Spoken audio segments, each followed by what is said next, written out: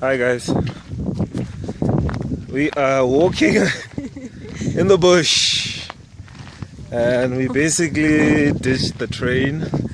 Because there are protests in Mphafudi and Tshepo. The train had to turn back like mid-trip, like in the middle of it all. Our camera ran out of battery life, so we're out here with our... Walking. There goes the camera guy. Walking. Yeah man. Very interesting. Never a dull moment. Never a dull moment, Joe.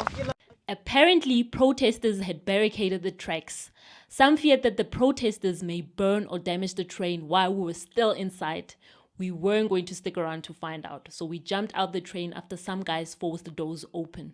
And this is how we ended up walking in the bush. We managed to catch a taxi which dropped us off at a local shopping complex.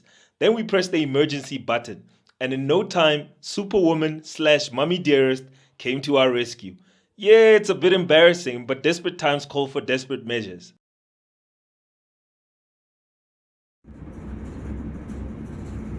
We got to really enjoy the Gautrain experience when riding back to Pretoria Central Station because the train was almost empty. The air conditioning, the cleanliness and quietness almost gives you a license to be totally self-absorbed while you browse through whatever latest handheld gadget you have. This is your moment. Scenic routes which go over and under. You almost feel like a tourist and that the city has put on a show just for you. Perhaps this is why everyone carries themselves with such poise and uprightness. The Gautrain makes you feel important. It's always on time because you cannot be late for your appointment. There's a security guard looking after you at every turn. There are announcements for every non-event just in case you happen to be unsure about anything.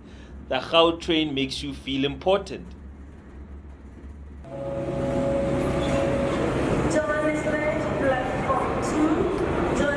Sadly, we learned that none of this applies to the Metrorail. It's actually quite the opposite.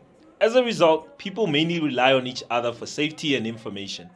Essentially, the Metrorail is a mobile township with a strong sense of community, a rich culture, and unfortunately, poor service delivery. What's interesting is that for each train, at least one carriage is converted into a church where congregants sing and worship. Another carriage offers refuge for political activism and anti-apartheid nostalgia, where freedom songs are sung. There's also a casino carriage where gamblers try their luck. This mobile township has its own economy. You can buy almost anything you can find in a small supermarket, from snacks to candles and even safety pins. Although the obvious downside to this is the litter scattered inside the train and along the train tracks. The absence of bins inside the train doesn't help. There's an underlying sense of frustration. Nobody says a thing, but everybody knows. We found a message scribbled on one of the carriage walls. A cry for help, a strike of defiance, a desperate plea. It was titled, Not Yet Uhuru, which means the freedom we celebrate today is yet to be realized by many of our people.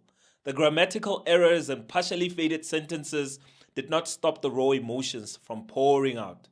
Perhaps this is what the protesters who stopped our train literally in its tracks were doing. Fighting back.